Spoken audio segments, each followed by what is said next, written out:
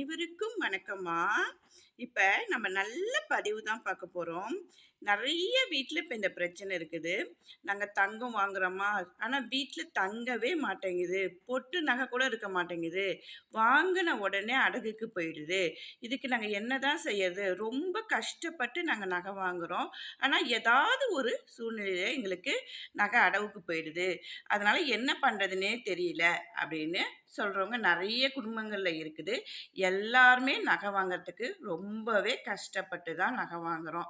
அது க அது வந்து நமக்கு வீட்ல தங்கல, அது நம்மளால போட்டு பார்க்க முடியல அப்படின்னு நெனைக்கும்போது, எல்லாருக்குமே கஷ்டம் இருக்க தான் செய்யும். அதுக்காக தாம்மா இந்த பதிவு போடுறேன். நம்ப நகை வந்து வீட்ல தங்க மாட்டேங்குது அப்படின்னு இருக்க காரணம் என்ன அப்படின்னா, நம்ம என்ன பண்ணுவோம், நகைய வாங்கிட்டு வந்தோனே சில பேர் என்ன பண்ணுவாங்க, டக்குன்னு அப்படியே ஒரு நல்ல நாள் பார்த்து அப்படியே கழுத்துலயோ, இல்ல கையிலயோ, காதுலயோ அணிஞ்சுப்பாங்க. சில பேர் என்ன பண்ணுவாங்க, சாமி படத்துக்கு முன்னாடி வச்சுட்டு, எடுத்து அப்படியே அணிஞ்சுப்பாங்க. அந்த மாரி நீங்க செய்யாம, புது நகை வாங்கிட்டு வந்தீங்கன்னா, அந்த நகைய என்ன பண்ணுங்க, ஃபர்ஸ்ட்டு இந்த மாரி ஒரு பவுலு, அப்படி ஏதாவது கண்ணாடி பவுலு, அது மாரி கண்ணாடி பவுலா இருந்தா எடுத்துக்கோங்க. இல்ல இது மாரி கண்ணாடி கிளாஸ் இருந்தாலும் நீங்க எடுத்துக்கோங்க. அதுல வந்து மஞ்சள் தண்ணிய நல்ல சுத்தமான தண்ணி எடுத்துக்கோங்க. அந்த மஞ்சள், உப்பு இது 2த்தையும் அதில போட்டு, அந்த புதுசா வாங்கிட்டு வந்த தங்கத்த அதில போட்டு உடனே எடுத்துருங்க. ரொம்ப நேரம்லாம் போட்டுருக்க வேணாம். போட்டு எடுத்துட்டு, திருப்பியும் நார்மல் வாட்டர்ல நம்ப அலசிக்கணும். அது மாரியும் செய்யணும். ஏன் அப்டின்னா, தங்கம் வாங்குற கடையில வந்து எல்லாராலயும் ஒரே அந்த சில பேர் என்ன பண்ணுவாங்க, 5 பவுன் நகை பாப்பாங்க. அவங்களால அத வாங்க முடியாது. அந்த ஏக்கங்கள் இருக்கும். சில பேர் வந்து, "இதுதான் என்னைக்கு நம்ம போட்டு பார்க்க போறோமோ?" அப்படின்னு அந்த நகைய பார்த்து ஏங்குறவங்க நெறைய பேர் இருப்பாங்க. எல்லாமே கஷ்டத்துல ஓரளவுக்கு இருக்கிறவங்க தான். அப்படி இருக்கும் பட்சத்துல, அவங்க தொட்டு பார்த்துருக்கலாம். அத போட்டு பார்த்துருக்கலாம் கடையில. அதனால அந்த மாரி கடையிலேருந்து நம்ம வாங்கிட்டு வர தங்கத்த உடனே நம்ம போட்டுக்காம ஏன்னா, தங்கத்த பொறுத்தவரைக்கும் யாரு போட்டு பார்க்குறாங்களோ, அவங்களுடைய ராசி நமக்கு வரும்னு சொல்லுவாங்க. இத யாருமே நான் குறை சொல்லல. அதாவது அந்த மாரி ஒரு சொல்லுவாங்க.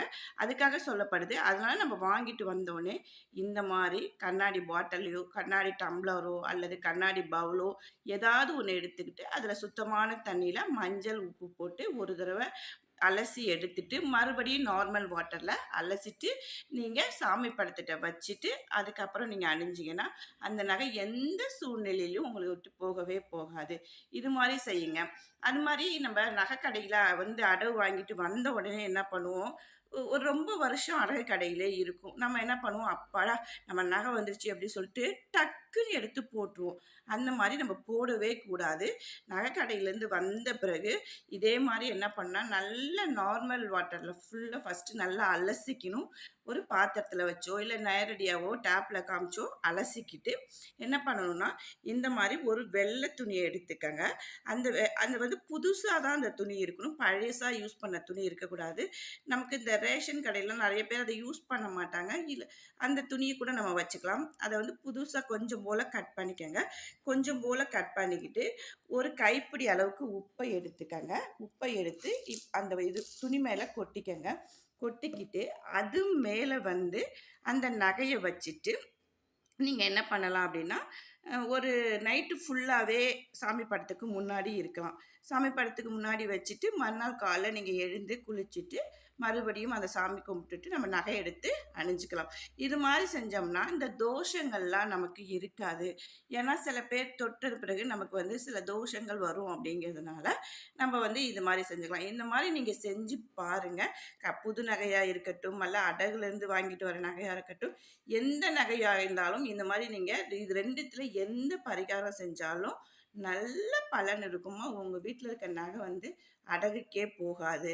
அப்படியே பணம் கஷ்டம் வந்தாலும் உங்களுக்கு வேற ஏதாவது ஒரு ரூபத்துல இருந்து பணப்பிரச்சனைகள் தீர்ந்துவிடும். இது க முற்றிலுமான ஒரு நல்ல நம்பிக்கை. எந்த விஷயத்த செய்ய போனாலும் நம்பிக்கையோட செய்யுங்க. இதுல வந்து சில பேர் வந்து நெகட்டிவ் கமெண்ட் குடுக்குறாங்க. அது அவங்களோட இஷ்டம். அவங்க குடுத்துட்டு போறாங்க. நம்பிக்கையோட எந்த செயலுமே நம்ம செய்யணும். அது மாரி நீங்களும் இது மாரி செஞ்சு பாருங்க. எப்பயுமே வீட்ல தங்கத்தோட வாழணும் அப்படிங்கிறது தான் என்னுடைய ஆசை. வாழ்க வளமுடன்.